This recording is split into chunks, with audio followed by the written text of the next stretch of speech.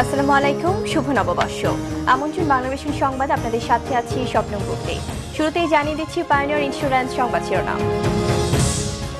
আনন্দ আর উদ্দীপনায় বর্ষবরণে উচ্ছ্বসিত বাঙালি, উৎসব ও মঙ্গল শোভাযাত্রায় নতুনের আহ্বান।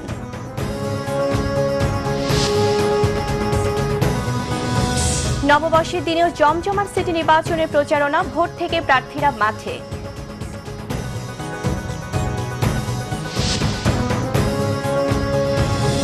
এবং ভবিষ্যতে হত্যা রাজনীতি আর থাকবে না, নববর্ষের শুভেচ্ছা বিনিময়ে প্রধানমন্ত্রীর প্রত্যাশা।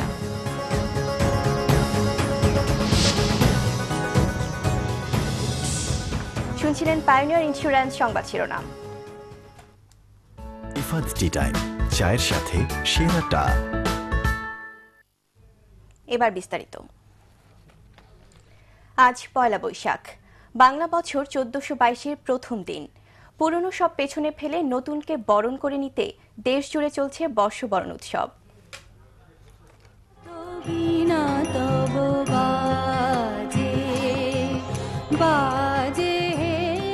বছরের প্রথম সূর্যোদয়ের সঙ্গে সঙ্গেই রমনা বটমূলে সুরের মূর্ছনা ছড়িয়ে দেয় সেতার আর তবলা। ছায়ানটের আয়োজন জানান দেয় এসেছে নতুন বছর।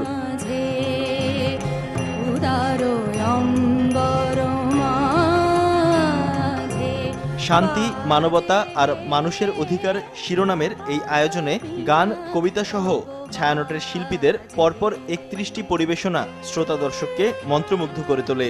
অনেক ভোরবেলা আমরা হাঁটতে হাঁটতে চলে এসেছি, ফ্যামিলি সবাই এসেছি, খুবই ভালো লাগছে। আমি ভোরবেলা আমার আব্বুর সাথে এসেছি, এখানে এসে আমি গান শুনছি, অনেক ভালো লাগছে। আমরা আমাদের বাচ্চা কাচ্চাদের নিয়ে এসেছি যাতে বাঙালি জাতির প্রাচীন যে ঐতিহ্য, সংস্কৃতি, সেগুলো তাদের ভিতরে নতুন করে জাগ্রত হয়। শুধু এদেশীয় নয়, বাঙালির এই উৎসব বিদেশি নাগরিকদেরও টেনে এনেছে।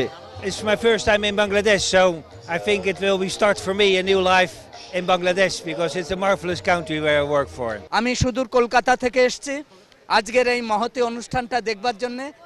বাঙালির যে প্রাণের অনুষ্ঠান, বাঙালির যে সংস্কৃতি, সত্যিকার অর্থে যদি এটা না দেখে কেউ তাহলে বুঝতে পারবে না যে বাঙালি কত আনন্দময়, কত জাগরুক, কত তার সংস্কৃতি প্রেমী।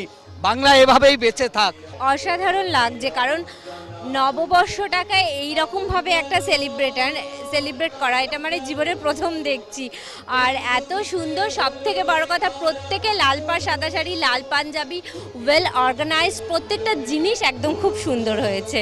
মেলায় যাই রে, মেলায় যাই রে, বাসন্তী রং শাড়ি পরে ললনারা হেঁটে যায়, মেলায় যাই রে। এদিকে প্রতিবারের মতো এবারও বৈশাখের অন্যতম আকর্ষণ ছিল মঙ্গল শোভাযাত্রা। সকাল 9টায় ঢাকা বিশ্ববিদ্যালয় চারুকলা ইনস্টিটিউট থেকে বের করা হয় শোভাযাত্রা। এবারের মূল প্রতিপাদ্য, অনেক আলো জ্বালতে হবে মনের অন্ধকারে। রমণীর খোপাতে বেলি ফুলের মালা। সম্রাট আকবর বাংলা সৌরসন চালু করেছিলেন। খাজনা আদায় এবং কৃষি অর্থনীতির সঙ্গে বাংলা পঞ্জিকা ওতপ্রোতভাবে জড়িত ছিল। বাংলা নববর্ষকে এখন সার্বজনীন অসাম্প্রদায়িক উৎসব হিসেবে উদযাপন করা হয়।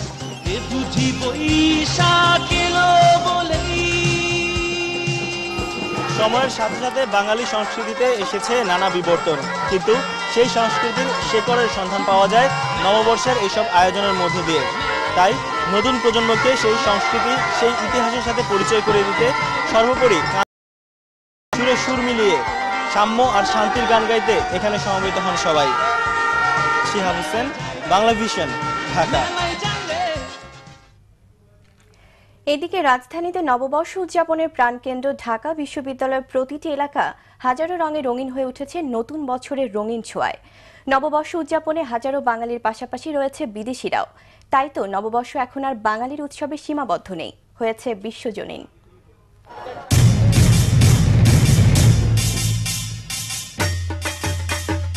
অপেক্ষার পালা শেষ হয়ে নববর্ষের শুভ চেতনা ছড়িয়ে পড়েছে কোটি বাঙালির মুখে মুখে। শুভ বাংলা নববর্ষ 1422।